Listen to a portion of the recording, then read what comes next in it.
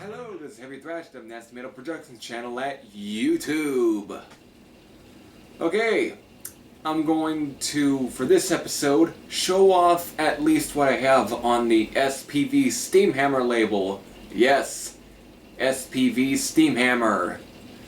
You know them. Even though they're kind of two labels, they pretty much just release stuff one time. It's always,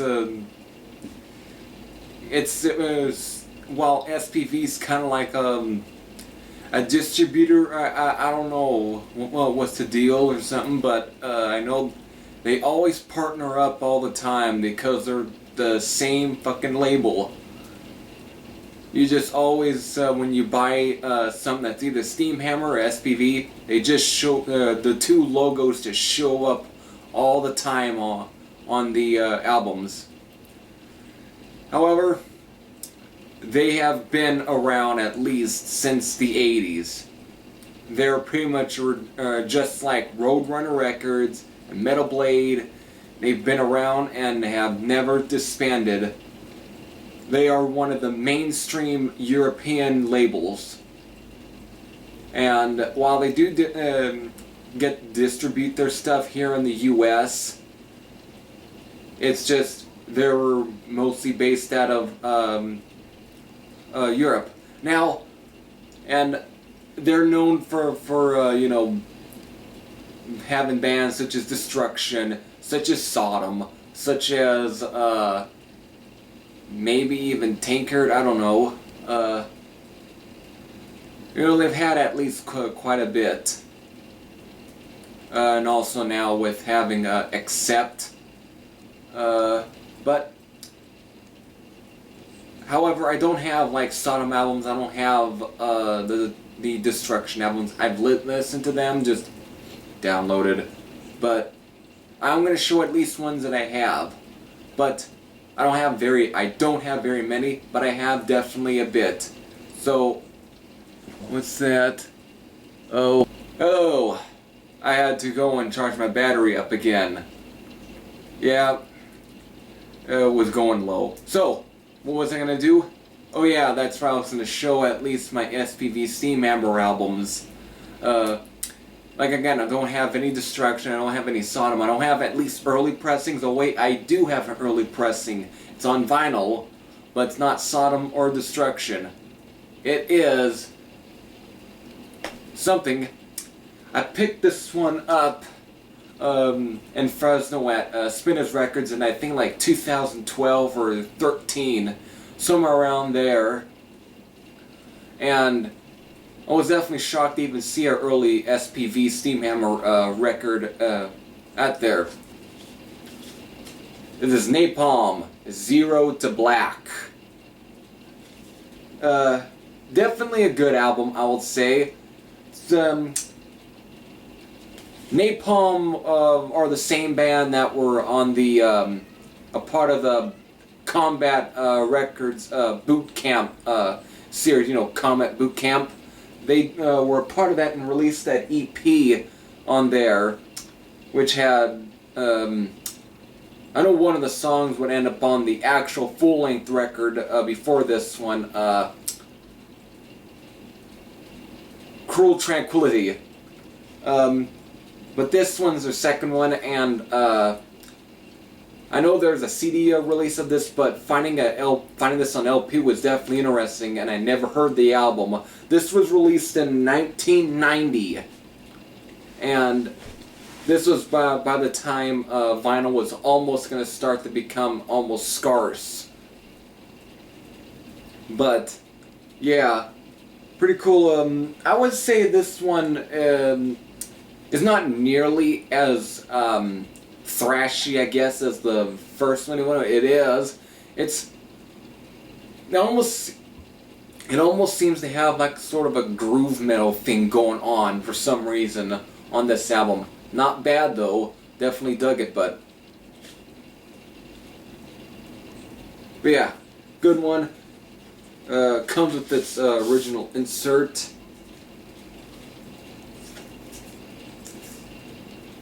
And I'll show you the label.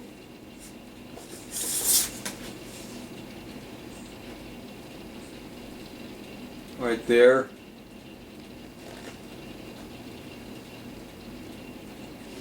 Shit.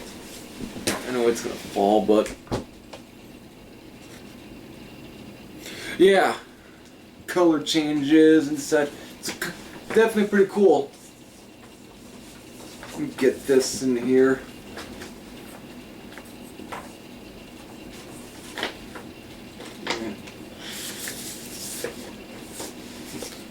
Alright. So now that's pretty much the only early SPV Steamhammer release that I have. Now, most of my CDs starts in like the 2010s, the 2010s. So this is from 2011, one of the first SPV Steamhammer CD release that I ever got. It was at Rasputin at Fresno, which I probably should just do a video maybe on that record store. I don't know, but Assassin. This is, yeah, Chronicles of Resistance. This pretty much features the upcoming Terror,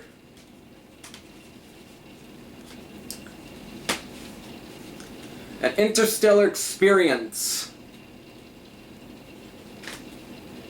To me, I've always kind of thought the upcoming Terror was one of their best albums. I always thought that album was just really good, and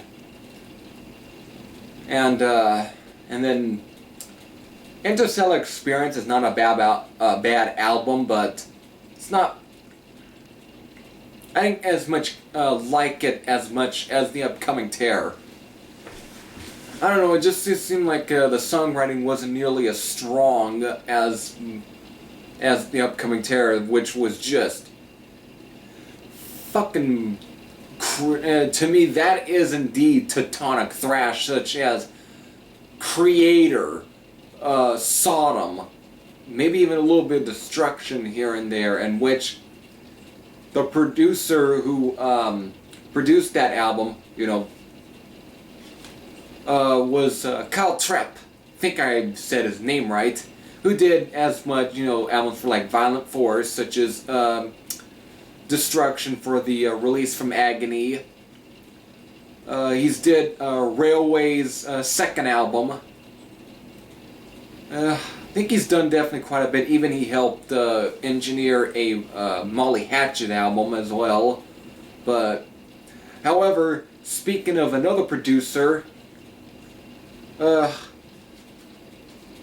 think his name is on here as well. Let me look through his name.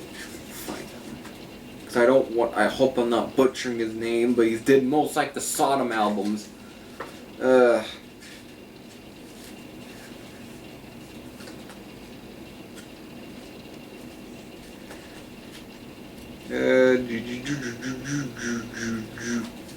know what?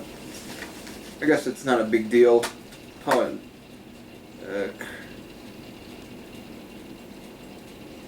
Yeah, Harris Johns. He produced the Interstellar Experience album and also, a few of the Sodom albums, and he also helped Kyle Trepp engineer one of the, the sound for that Molly Hatchet album.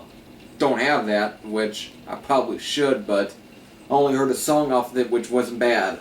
But still, moving on. Now we're going in. That's like the only release from like 2011. Now we're going on to 2014. Battle Axe. There's a reunion album. This is Heavy Metal Sanctuary. I think I showed this in my Anvil BHM revival video. Still, classic sounding Battle Axe. If you liked at least, Burn This Town and, Power from the Universe, or Power, whatever, you'll like this. It's pretty much just as good as those two. Still keeping it going. One of my favorite albums of last year, Riot V, or 5, Unleash the Fire. This is the post-Mark Reality album. And to me, this is just still a sound, and while this is pretty much does not really consist any founding members or original members. Some of them, I guess one of them may date back to like Thundersteel or maybe even Born in America, but still classic sound, and who they have as a vocalist just sounds, to me when I first put this on, I thought he sounded like oh, what was his name on the Thundersteel album? He just sounded like him. It was backly scary almost. Now going on to this year,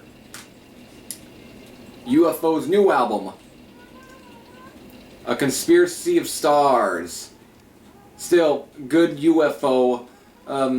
At least the only album that I heard with, what's his name, Vinnie Moore. The only, and honestly, he's not bad. He's good. He's the riffs right here, well, I would say maybe a little bluesier than some of the 70s albums, and I haven't heard as much of the 80s, but have heard snippets. And still, classic sounding UFO. This pretty much harkens back to albums such as Phenomenon, such as Force It, Lights Out, No Heavy Petting. Just great album. Now, last one. This Raven, Extermination. Don't need to say too much about this. It's a good album. I like it. It's, to me, just sounds like classic Raven still. John Gallagher can still hit some of those notes. He still can. Just great. However, I do want to get this out of the way. That, again, looking at the back cover, that's Raven album, and looking at the back cover of this, the logo started to change, for at least for the Steamhammer side. So right there, you see how that looks.